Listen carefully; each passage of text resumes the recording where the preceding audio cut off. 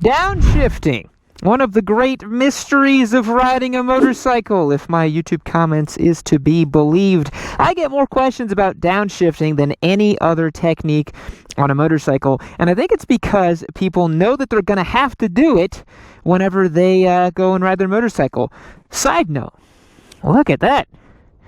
One of our lovely little furry caterpillars we have here in Texas. Look at him go. Hey, buddy. He knows how to downshift.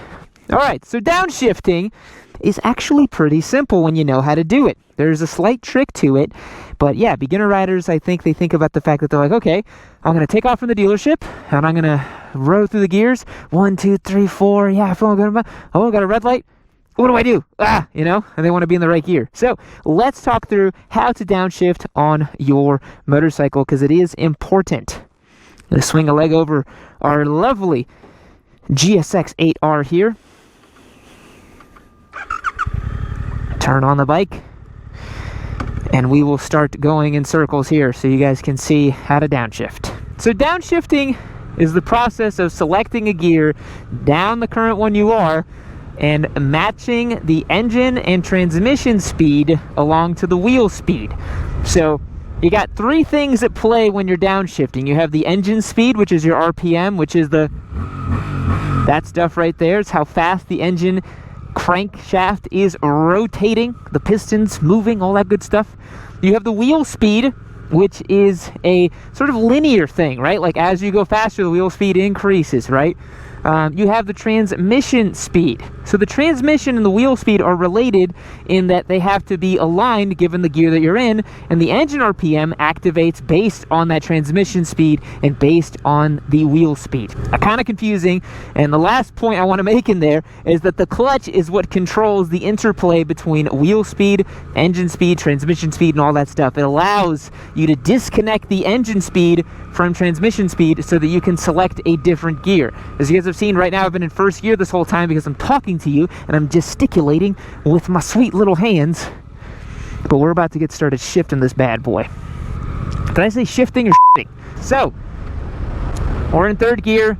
We want to go down into first. I'll show you guys what you don't want to do.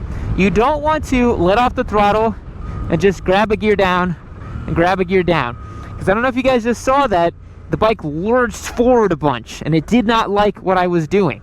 Not at all. And it's very different from a car because a motorcycle's engine braking is typically much more pronounced, and you get way more load going into the front wheel, and the entire chassis gets upset whenever you do something like that. You have to understand that downshifting is related to your riding and what you are trying to do. You shouldn't be randomly downshifting. You should be downshifting for a purpose, such as coming to a stop, approaching a corner, all that good stuff, or you just want to wail on the thing a little bit and go fast. For example, if I was in third gear and I was like, nah man, I want to go wide open with my bike, man, I want to pop a little wheelie. You got to downshift to do that.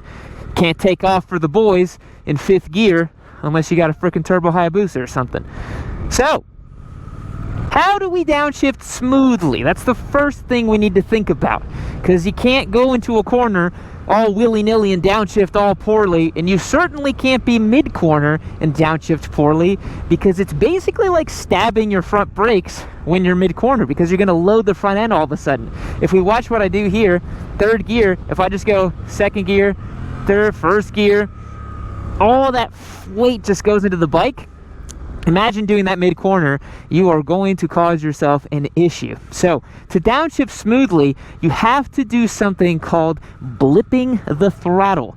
I've done 2 different videos on this, covering it very in-depth, but I'll cover it in depth here again as an aside. So, what you do to blip the throttle is you have to time the pull of the clutch, a small little flick of the wrist on the right here to increase engine RPM, to match it to the new transmission speed.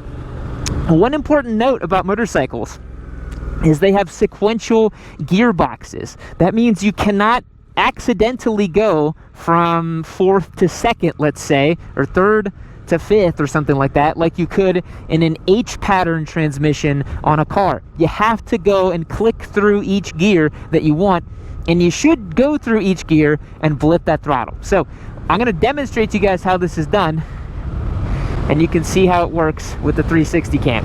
So we're in fourth gear, we want to go down into first. We roll off the throttle, we're going to pull in the clutch and grab it down. And look how smooth that was, baby. Bike didn't lurch forward, the bike didn't get upset. It's all very nice, all very controlled. I'll show you guys again. We'll go up into fourth gear here. This motorcycle has a quick shift throttle, or a quick shifter, excuse me, so I didn't have to grab the clutch, so don't worry about that. But fourth gear, we want to go down into first. We're going to slightly blip that throttle. Watch my right hand. Boom, just like that. And the bike can very nicely come to a stop. You can start grabbing the brakes, all that good stuff. Using the engine braking as you downshift is a great way to help slow your motorcycle down. If you don't do any downshifting as you come into a corner, you're not utilizing the entire effective force that your motorcycle can brake at, right? Because the higher the RPMs, the more engine braking you have, the more vacuum you've created in the combustion chamber, the more you can slow down, which is really good because you want all the help you can slowing down. Why wouldn't you, right? Use the machine. So we're going to show it again, and keep in mind the pull of the clutch is the most important thing. The timing of throttle blipping and actually grabbing that little lever down isn't as important.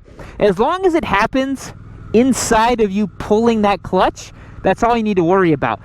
You can blip the throttle before you grab the gear down. As long as you blip and grab the gear down before you let the clutch back out, that's what counts. So we'll show you again here. We'll be in third gear. We want to go down into first. It happens pretty quick, so check it out. We'll go right there and right there.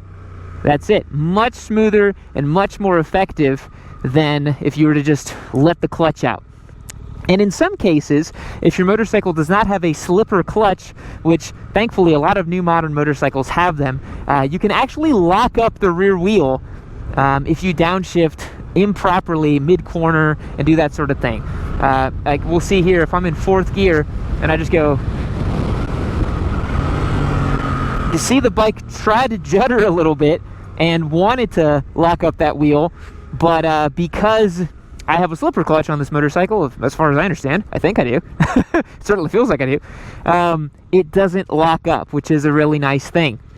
And I would love for you guys to practice this in a parking lot and just focus on the throttle, because what's going to happen later is you're going to have to do that while you're grabbing front brake, and that changes things because now you got 4 contact points you're worrying about. You got throttle, front brake, clutch, and shifter. But eventually you'll get to the point where you can do like I'm about to do at this stop sign. You're grabbing front brake and you're blipping down as you come to the stop, because that's the way you should be riding. So we'll demonstrate now on a couple sets of corners. Look, I know it's banana yellow to you, but Suzuki calls this color on the GSX 8R Pearl Ignite Yellow. It's actually very pretty in person, and you will get loads of looks while you're riding it, because guess what? I am giving this bike away to a lucky member in the audience. I've given away over 51 motorcycles valued at over $500,000 in the last 5 years. It's been the coolest part about running this channel, and we just keep doing cool bikes all the time. Head over to yamanoob.co and pick out a t-shirt, a hat, a hoodie, whatever you'd like, and every dollar you spend on the store will be an entry to win the bike, and who knows, we might even have a sweet multiplier going on right now. So head over to the store, check it out, and don't miss it.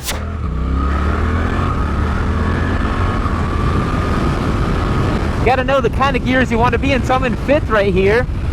And this GSX 8R's got plenty of grunt in fifth, so I can flow through this corner right here. But coming up, looks like I might have to grab down into fourth. I'm in fourth gear now. I got a little bit more torque and power. Grab the front brake here. I'm observing what I'm doing, going through here. I see a decreasing radius over here, so I'm gonna get on the brakes, flip it down. I'm in third gear, plenty of torque and power to get me out of the gear, out of the corner here. I grab the gear up for mechanical sympathy for the GSX 8R, up into fifth gear, cruising over here. Blipped it down another gear just to have some fun. And you notice I'm blipping every single time, because this motorcycle, although this bike in particular does have an auto blip down, it's atrocious. I don't like using it. Some motorcycles will do it automatically for you, which is really cool, but the vast majority of beginner bikes don't have an auto blipper down. So now we're cruising in 6th gear. I know that we can be in 6 because we've got plenty of room. I see up there we got a 25 mile per hour corner. Getting on the brakes, clutch in, brake. I blipped the throttle twice for my 4th gear. I'm in the right gear for this corner. I can power out nice and easy, grab 6th, do whatever I want to do. Maybe I want to go back out into 5th just to give myself a little bit more go juice, so to speak. And look at that. We're cruising, baby. We're riding our motorcycle. And again, if you want to, get aggressive with it, I know a lot of you want to do those kind of highway pull sort of things. Remember to blip that throttle. That's the most important thing. If you want to get a smooth downshift, you have to blip the throttle. So if I'm in 4th and I want to go to 2nd, I can just boom. I'm in 2nd gear now. And then you grab all the way up to 4th. And I'm behind this white truck now. Revs dropped a little bit. I'm going to blip it up into 3rd. And that's something you're going to become much more confident and comfortable with as you ride, is feeling when your motorcycle is lugging, right? Because nobody wants to ride their bike and have no power on tap, right? You see what I did right here is I saw that car was coming to a stop. I had the clutch pulled in and I didn't let out the gear because I saw that he wasn't really going to come to a complete stop. So that's something you have to be vigilant of, is sometimes you're about to go for a downshift because you want to be in the right gear, but realistically, if you're going to come to a complete stop, you got to pull the clutch in all the way. So then you might be like in 3rd gear when you're coming to a 0 mile per hour, then you got to go down into 1st again, because obviously to take off you should be in 1st gear, all that good stuff. But yeah, downshifting is relatively straightforward. Again, the only things that are going to change between doing it in an automobile, like a car, versus a motorcycle, is that you're not going to do it willy-nilly.